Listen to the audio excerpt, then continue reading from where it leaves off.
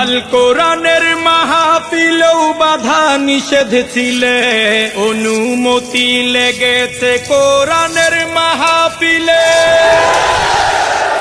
কত আলেম বছরকে বছর পরিবার ছেড়ে কাটিয়ে দিয়েছে জালিমের কারাগারে। তুমি কেমন স্বৈরাচার, তুমি কেমন স্বৈরাচার আমার বাংলাদেশের বুকে।